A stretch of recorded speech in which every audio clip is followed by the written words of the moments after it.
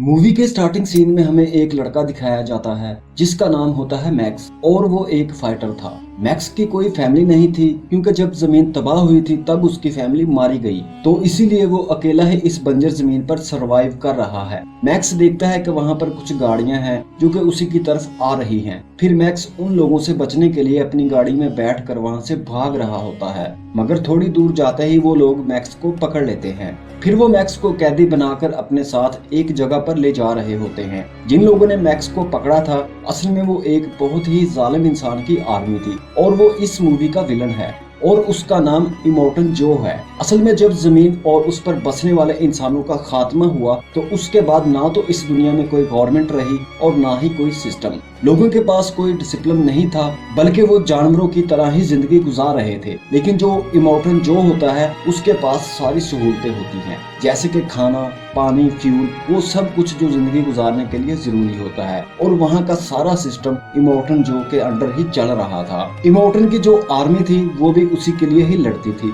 साथ साथ इमोर्टन और उसकी आर्मी किसी किस्म की बीमारी का शिकार थे, वो भी नॉर्मल नहीं थे। उन्हें ऐसी बीमारी हो गई थी कि उन्हें खून की जरूरत पड़ती रहती थी। ये सारी आर्मी इमोर्टन को अपना गॉड समझती थी क्योंकि उसके पास एक फ्यूल ही था जो उसकी सबसे बड़ी दौलत था। इसके अलावा इस जमीन पर कुछ भी नहीं था। खाने पीने की किल्लत थी। इमोर्टन के कबीले के अलावा वहाँ पर बाकी और कबीले भी रहते थे जो कि आम लोगों के कबीले थे। जब वो लोग मैक्स को कैदी बनाकर वहाँ पर लाते हैं तो वो उसकी कमर पर लिख देते हैं कि ये यूनिवर्सल ब्लड डोनर है, क्योंकि उसका ब्लड ग्रुप ओ नेगेटिव था। मैक्स उन लोगों से बचकर भागने की कोशिश भी करता है लेकिन वो पकड़ा जाता है। फिर हम इमोर्टन जो को बाहर आता देखते हैं जो कि इंसान तो बिल्कुल नहीं था, क्योंकि उसकी पूरी बॉडी की स्किन काफी अजीब थी और सांस लेने के लिए उसने मुंह पर काफी बड़ा क्रीपी सा मास्क भी लगाया हुआ था। क्योंकि इमोर्टन का लिवर और लंग्स खराब थे, इसी वजह से उसे सांस नहीं आता था। जैसे ही वो बाहर आता है लोग उसके नाम के नारे लगाते हैं। तब थोड़ी देर के लिए वो लोगों में पानी छोड़ता है, लोग पानी पर टूट पड़ते हैं और जब भी इमोर्टन का दिल चाहता था वो पानी को बंद भी कर देता था। इसके बाद हम एक फीमेल को देखते हैं जिसका नाम फिरोसा था। फिरोसा असल में इमोर्टन की बेटी थी, साथ साथ वो इमोर्टन की आर्मी की कमांडर भी थी। फिरोसा कोई डील करने के लिए अपने साथियों के साथ करीबी इलाके में जा रही होती है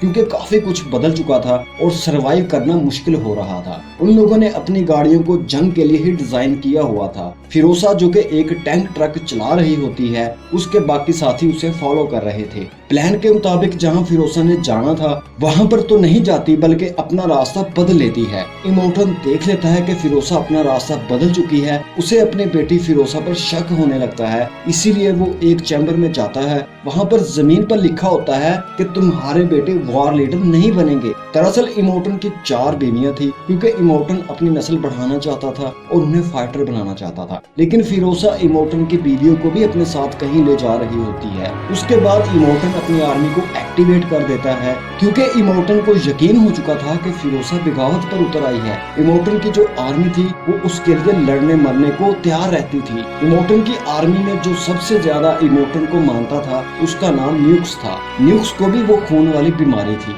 फिर कहानी में दिखाया जाता है कि जो भी इमोर्टन की बीवियों को वापस लाएगा वो इमोर्टन की नजर में अच्छा बन जाएगा, इसीलिए न्यूक्स सबसे ज्यादा खुद को प्रूव करना चाहता था। यहाँ पर हम देखते हैं मैक्स का ब्लड न्यूक्स में ट्रांसफर हो पा रहा था। इस वजह से न्यूक्स काफी खुश था क्योंकि उसे खून की जरूरत जो थी, इसी वजह से वो मैक्स को भी अपने साथ ही ले जाता है। वो मैक्स को गाड़ी के आगे बांध कर ले जा रहा था और उसके चेहरे पर क्रीपी सा आयरन मास्क भी लगा दिया था। फिर इमोर्टन की आर्मी फिरोसा का पीछा करने लग जाती है। इन लोगों की जिंदगी का मकसद अब सिर्फ वार ही रह गया था। ये लोग जंग को काफी एंजॉय करते थे, इसीलिए जब भी ये लोग जंग पर जाते थे वो म्यूजिक लगा कर जाते थे। साथ साथ उनके पास बहुत ही खतरनाक किस्म के वेपन्स भी होते थे। फिरोसा जब अपनी मंजिल की तरफ आगे बढ़ रही होती है तब एक और कबीला उस पर अटैक कर देता है, क्योंकि जितने भी लोग वहां पर जंग के लिए आए थे इस जंग के पीछे हर एक का अपना ही मकसद छुपा हुआ था। इमोर्टन अपनी बीवियों के लिए फिरोसा से जंग करना चाहता था और कबीला उस टैंक के लिए जो फिरोसा के पीछे लगा हुआ था, क्योंकि उसमें पेट्रोल जो था जो उन लोगों की दौलत समझा जाता था। न्यूक्स अपनी गाड़ी को काफी तेज चलाता है और देखते ही देखते वो फिरोसा के करीब भी पहुंच जाता है, लेकिन फिरोसा उसकी गाड़ी को हिट कर देती है। तभी डस्ट का एक बहुत बड़ा तूफान आ जाता है जो कि उन लोगों की तरफ ही बढ़ रहा था। न्यूक्स जो कि फिरोसा के ट्रक के इतना करीब आ चुका था क्योंकि फिरोसा को वो हर हाल में पकड़ना चाहता था। इवन वो सुसाइड बॉम्बर का इस्तेमाल करने का भी सोचता है ताकि वहाँ पर ब्लास्ट हो और फिरोसा का ट्रक रुक जाए। ये लोग डस्ट के तूफान में ही आगे बढ़ जाते हैं। मैक्स को पता था कि ब्लास्ट होने की वजह से वो भी मारा जाएगा, इसीलिए वो न्यूक्स को ऐसा करने से मना करता है। तभी देखते ही देखते न्यूक्स की गाड़ी क्रैश हो जाती है। उसके बाद हम तूफान थम जाने के बाद का सीन देखते हैं कि मैक्स को होश आ गया है, लेकिन उसके फेस पर अभी भी वो आयरन मास्क लगा हुआ था। साथ साथ वो न्यूक्स से भी बंधा हुआ था। वो न्यूक्स को उठाता है और आगे बढ़ जाता है। वहीं पर मैक्स को फिरोसा का टैंक ट्रक खड़ा दिखाई देता है और वो उसी के पास जाता है। वहाँ पर वो इमोर्टन की बीवियों को देखता है। इमोर्टन की एक बीवी प्रेग्नेंट होती है। मैक्स उन लोगों पर बंदूक तान देता है और उन्हें कैदी बना लेता है। मैक्स सबसे पहले उनसे पानी की डिमांड करता है और वो लड़कियां उसे पानी वाला पाइप दे देती हैं। उसके बाद जिस चैन से मैक्स बंधा हुआ था उसे काटने के लिए मैक्स उनसे कटर भी मांगता है। इमोर्टन की एक बीवी मैक्स की हेल्प करती है, उस चैन को काटने की कोशिश करती है, लेकिन उससे कुछ नहीं हो पाता। फिरोसा देखती है इमोर्टन ने आसपास के लोगों को भी अपने साथ मिला लिया है और वो उसी की तरफ ही बढ़ रहा है। अब क्योंकि फिरोसा के पास टाइम नहीं था, वो यहाँ से निकलना चाहती थी, इसीलिए वो मैक्स पर अटैक कर देती है। मैक्स फिरोसा से मुकाबला करता है, उसे काफी मारता है। इसी दौरान न्यूक्स को भी होश आ जाती है और वो भी फिरोसा पर अटैक कर देता है। न्यूक्स मैक्स की हेल्प करते हुए एक कटर से उसकी चैन काट देता है। मैक्स फिरोसा का टैंक लेकर वहां से भागने की कोशिश करता है, लेकिन थोड़ी ही दूर जाकर वो टैंक ट्रक रुक जाता है। वो स्टार्ट ही नहीं हो रहा था। असल में फिरोसा ने अपने टैंक ट्रक में एक कोड लगाया हुआ था और उस कोड को हर थोड़ी देर बाद एक्टिवेट करने की जरूरत होती थी और तभी वो ट्रक चलता था और वो कोड सिर्फ और सिर्फ फिरोसा को ही पता था। इसीलिए वो सब लोग टैंक ट्रक की तरफ भागते हैं और मैक्स को ये सारी बात बता देते हैं। यहाँ पर मैक्स कहता है कि मैं सिर्फ फिरोसा को ही अपने साथ लेकर जाऊंगा क्योंकि इमोर्टन अपनी बीवियों की वजह से उनका पीछा कर रहा है और जब इमोर्टन को उसकी बीवियां मिल जाएंगी तो वो उन लोगों का पीछा नहीं करेगा। लेकिन फिरोसा इस बात के लिए इनकार कर देती है। वो कहती है कि मैं इन लड़कियों को भी अपने साथ लेकर जाऊंगी क्योंकि मैं एक सेफ प्लेस के लिए जा रही हूँ जहाँ पर जिंदगी पॉसिबल है। इसीलिए मैक्स फिरोसा की बात मानकर उन लड़कियों यानी इमोर्टन की बीवियों को भी अपने साथ ले लेता है। वो लोग फौरन वहां से भाग जाते हैं, लेकिन इमोर्टन की आर्मी अभी तक उनका पीछा ही कर रही थी। टैंक ट्रक में कोई खराबी हो जाती है, इसीलिए मैक्स बाहर आता है, ट्रक को रिपेयर करता है जिससे वो ट्रक ठीक हो जाता है। इसी दौरान मैक्स उस आयरन मास्क को भी अपने फेस से रिमूव कर देता है। फिर हम देखते हैं कि न्यूक्स भी फिरोसा के टैंक ट्रक में चढ़ गया है और उसने फिरोसा पर अटैक कर दिया है। तभी इमोर्टन की बीवियां फिरोसा की हेल्प करती हैं। यहाँ पर फिरोसा न्यूक्स को मारना चाहती थी, लेकिन इमोर्टन की बीवियां फिरोसा को कहती हैं कि इसे मत मारो, ये सिर्फ गुलाम है, इसीलिए ऐसा कर रहा है। फिर फिरोसा उसे अपने ट्रक से नीचे फेंक देती है। फिरोसा और उसके लोग तेजी से आगे बढ़ते जा रहे थे। वहाँ पर माउंटेन्स के बीच एक रास्ता होता है और ये लोग उसी रास्ते पर चल पड़ते हैं। जब वो लोग माउंटेन्स के रास्ते पर आ जाते हैं तब फिरोसा मैक्स और इमोर्टन की बीवियों को छुपा देता है क्योंकि उस एरिया में एक कबीला रहता था जो कि बाइकर्स थे और फिरोसा ने उस कबीले से डील की थी कि वो उनके लिए बहुत ज्यादा फ्यूल लेकर आएगी।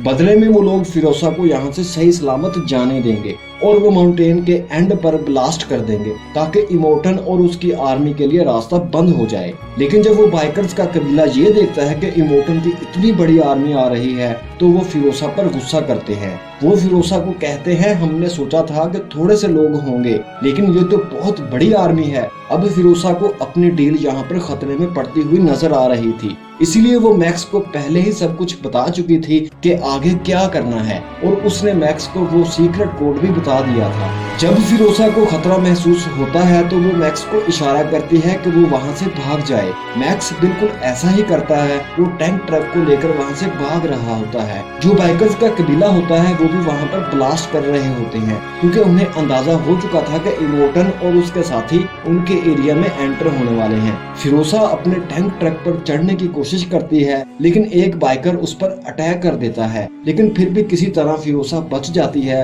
अब इमोर्टन के लिए तो रास्ता ब्लॉक हो चुका था, लेकिन ये लोग अपनी मंजिल की तरफ आगे बढ़ रहे थे। फिर वो बाइकर्स फिरोसा का पीछा करते हैं क्योंकि उन्हें पता चल चुका था कि फिरोसा के साथ कोई और भी है, जबकि फिरोसा ने कहा था सिर्फ वो ही अकेली यहाँ से बचकर जाएगी। फिर इमोर्टन और उसकी आर्मी बंद रास्ते से ही आगे बढ़ने की कोशिश कर रहे होते हैं। वहीं पर इमोर्टन न्यूक्स को देख लेता है, वो उसे भी अपने साथ शामिल कर लेता है। जब वो बाइकर्स फिरोसा और उसके साथियों का पीछा कर रहे थे उन्हें पकड़ने के लिए, वो बाइकर्स टैंक ट्रक में आग लगाने की कोशिश करते हैं, लेकिन फिरोसा और मैक्स उनका काफी मुकाबला करते हैं। इमोर्टन टैंक ट्रक के पास आकर फिरोसा को शूट करने वाला होता है, तभी वो प्रेग्नेंट औरत इमोर्टन के सामने आ जाती है। अब क्योंकि वो इमोर्टन के बच्चे की माँ थी, इसीलिए इमोर्टन उसे कुछ नहीं कहता, उसे छोड़ देता है। अब न्यूक्स क्योंकि इमोर्टन के साथ था, इसीलिए वो फिरोसा के टैंक ट्रक पर चढ़ने की कोशिश करता है। न्यूक्स के हाथ पर एक चैन लगी हुई थी, जिसकी वजह से वो ट्रक की एक जगह पर अटक जाता है और उसके पास एक गन भी थी, वो भी गिर जाती है। इमोर्टन जब ये सब कुछ देखता है तो उसे काफी गुस्सा आ जाता है। उसकी आर्मी में इमोर्टन का एक जाइंट भी था, जो कि असल में इमोर्टन का बेटा था। वो जाइंट थ्रूअर वेपन से उन पर फायर करता है और थ्रूअर जाकर सीधा टैंक ट्रक के स्टीयरिंग पर लगता है। थ्रूअर की वजह से स्टीयरिंग निकलने वाला हो जाता है, लेकिन तभी इमोर्टन की बीवियां एक कटर से उस चैन को काट देती हैं, जो थ्रूअर के साथ लगी हुई थी, और फिर ट्रक दोबारा से मैक्स के कंट्रोल में आ गया था। इसी कश्मकश में वो प्रेग्नेंट औरत बाहर गिर जाती है। पीछे से इमोर्टन की गाड़ी आ रही थी। अब क्योंकि वो प्रेग्नेंट औरत को मारना नहीं चाहता था, इसीलिए वो अपना स्टीयरिंग घुमा लेता है। इमोर्टन अपनी प्रेग्नेंट बीवी के लिए वहीं पर रुक जाता है, जबकि फिरोसा और उसके साथी आगे बढ़ जाते हैं। इमोर्टन की एक वाइफ पीछे आती है और वो वहाँ पर न्यूक्स को देखती है। न्यूक्स जो कि काफी अपसेट था और मायूस भी था कि उसने कुछ भी नहीं किया, लेकिन इमोर्टन की बीवी न्यूक्स को रिलैक्स करती है, जिसकी वजह से न्यूक्स को काफी अच्छा महसूस होता है। अब न्यूक्स फैसला कर लेता है वो इन लड़कियों यानी इमोर्टन्स की वाइफ्स की हेल्प करेगा। रात में फिरोसा मैक्स को अपने मकसद के बारे में बताती है। फिरोसा मैक्स को बताती है कि जब मैं छोटी सी थी तो मैं एक ग्रीन एरिया में रहती थी। वो बताती है कि उस जगह पर हर तरफ ग्रीन दरख्त थे, इसी वजह से उसका नाम ग्रीन एरिया था, और वो वहाँ पर अपनी फैमिली के साथ रहती थी। लेकिन तभी वहाँ पर इमोर्टन ने अटैक कर दिया और वो फिरोसा को अपनी बेटी बनाकर अडॉप्ट करके अपने साथ ले आया। वो कहती है कि मैं वापस अपनी फैमिली के पास जाना चाहती हूँ, ताकि मैं भी एक इंसानों वाली जिंदगी जीऊं, क्योंकि यहाँ पर तो लोग किसी जानवर से कम जिंदगी नहीं गुजार रहे थे। फिर वो लोग ऐसी जमीन से गुजरते हैं जहाँ पर दलदल था, यानी वो सारी जमीन दलदल ही थी, और वहाँ पर उनका टैंक ट्रक फंस जाता है। दूसरी तरफ इमोर्टन की आर्मी अभी भी इनका पीछा कर रही थी। इमोर्टन की प्रेग्नेंट बीवी मर चुकी थी। इमोर्टन का एक साथी चेक करता है तो वो देखता है कि इमोर्टन का बच्चा भी मर चुका है। अपने बच्चे को खो देने की वजह से इमोर्टन काफी गुस्से में आ जाता है। इमोर्टन अपने जॉइंट बेटे से कहता है तुम्हारा एक भाई था जो कि मर गया। अब जॉइंट बेटा वहाँ पर चला चला कर सबको ये बता रहा होता है कि मेरा एक भाई था, अब वो मर चुका है। दूसरी तरफ टैंक ट्रक अभी तक दलदल में ही फंसा हुआ था और वो लोग उसे निकालने की कोशिश भी कर रहे थे, लेकिन वो कामयाब नहीं हो पाते। वहाँ पर एक सूखा हुआ दरख्त भी था और न्यूक्स कहता है क्या पता हम इसकी मदद से अपने ट्रक को निकाल सके। वो लोग देखते हैं कि इमोर्टन का एक करीबी साथी उन लोगों की तरफ बढ़ रहा है, इसलिए मैक्स अपनी स्नाइपर गन से उन पर निशाना लगाता है, लेकिन उसका निशाना चूक जाता है। फिर उन पर फिरोसा निशाना लगाती है, जिसकी वजह से इमोर्टन के साथी की दोनों आंखें डैमेज हो जाती हैं और वो ब्लाइंड हो जाता है। लेकिन इमोर्टन का वो साथी फिर भी नहीं रुकता और फायरिंग करते हुए उनकी तरफ बढ़ रहा होता है। वो लोग टैंक ट्रक को दलदल से निकालने की काफी कोशिश करते हैं और इसमें कामयाब भी हो जाते हैं। उनका टैंक ट्रक दलदल से निकल जाता है और वो आगे बढ़ जाते हैं। फिर ये लोग एक ऐसी जगह पर पहुंच जाते हैं जहां पर एक टावर था और वहां पर एक औरत मदद के लिए चिल्ला रही थी। मैक्स समझ जाता है ये उन लोगों के लिए जाल बिछाया गया है, लेकिन इसके बावजूद भी फिरोसा बाहर जाती है। तभी वहां पर कुछ बाइकर्स भी आ जाते हैं और फिर हम ये जान पाते हैं कि जो औरत टावर पर से हेल्प मांग रही थी वो असल में फिरोसा की माँ थी। वहां पर एक बूढ़ी औरत भी थी जिसके पास कुछ बीज थे जो कि वेजिटेबल और फ्रूट्स के बीज थे, लेकिन उनके पास कोई ऐसी जमीन नहीं थी जहां पर वो इन बीजों को उगा सके। फिरोसा यहाँ पर बहुत उम्मीद लेकर आई थी कि यहाँ पर ग्रीन एरिया होगा, लेकिन जब फिरोसा देखती है कि यहाँ की जमीन भी बंजर हो गई है तो वो काफी डिसहार्ड होती है। वो काफी दुखी हो जाती है, चिल्लाती है और रोती है। फिरोसा की माँ उसे बताती है कि जिस दलदल एरिया से तुम आई हो असल में वही जमीन थी जहाँ पर हमने बीज उगाने थे, लेकिन वो जमीन भी अब बंजर हो गई है जो पहले ग्रीन एरिया था। ऐसा इसलिए हुआ क्योंकि रेडिएशंस के साइड इफेक्ट्स की वजह से पूरी जमीन बंजर हो चुकी है। रात को ये लोग फैसला करते हैं कि वो इन बीजों और उन फीमेल्स को लेकर एक ऐसी जगह पर जाएंगे जहाँ पर जिंदगी पॉसिबल हो, यानी वहाँ ग्रीनरी हो। अब क्योंकि उन लोगों के पास कोई ऑप्शन नहीं था तो वो इस बात के लिए तैयार हो जाते हैं। मैक्स यहाँ पर फिरोसा को गुड बाय कहता है क्योंकि अब वो अपने सफर की तरफ जाने लगा था। अगले दिन सुबह वो मैक्स को एक बाइक देते हैं और खुद भी बाइक्स पर बैठकर वहाँ से निकल जाते हैं। लेकिन फिर मैक्स को अपनी फैमिली के ख्यालात आने लगते हैं जो ये कहना चाह रहे थे कि फिरोसा और उनके लोगों की हेल्प करो। तभी मैक्स का इरादा चेंज हो जाता है और वो बाइक पर बैठकर उन लोगों के पास आ जाता है।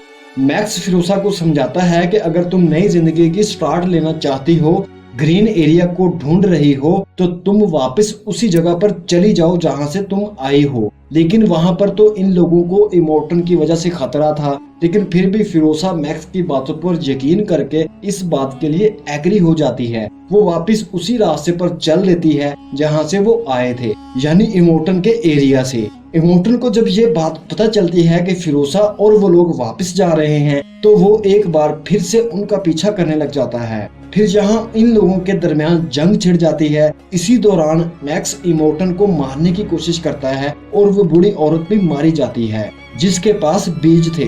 फिर फिरोसा इमोर्टन के मुंह पर लगा हुआ वो मास्क ही खींच देती है। अब क्योंकि इमोर्टन का वो मास्क उसके फेस के साथ ही जुड़ा हुआ था, जिसकी वजह से उसका चेहरा और ज्यादा भयानक हो जाता है और मौका पर ही इमोर्टन की मौत हो जाती है। फिर यहाँ पर न्यूक्स खुद को सैक्रिफाइस कर देता है, वो अपनी गाड़ी को ही ब्लास्ट कर लेता है। इस बीच फिरोसा भी काफी जख्मी हो जाती है, लेकिन मैक्स उसको बचा लेता है और वो अपने एरिया तक अब पहुंच चुके थे। इमोर्टन की आर्मी को जब ये बात पता चलती है कि इमोर्टन मर चुका है तो वो काफी खुश हो जाते हैं। वो देखते हैं कि फिरोसा वापस आ गई है। इस बात से वो काफी हैरान रह जाते हैं और अब वो फिरोसा को अपना लीडर मान लेते हैं और उसे ऊपर ले आते हैं। फिर यहाँ से मैक्स अपने रास्ते अपनी मंजिल के लिए आगे बढ़ जाता है और फिरोसा उसे जाता हुआ देखती है। फिर हमें उस जगह का एक ग्रीन एरिया दिखाया जाता है। अब क्योंकि फिरोसा उनकी लीडर बन चुकी थी तो आगे जाकर वो सब कुछ सही कर देगी। इसी के साथ ही ये मूवी यहीं पर खत्म हो जाती है। नाज़रीन, अगर आपको हमारी वीडियो अच्छी लगी तो वीडियो को लाइक, शेयर और चैनल को सब्सक्राइब करना बिल्कुल मत भूलिएगा। Thanks for watching.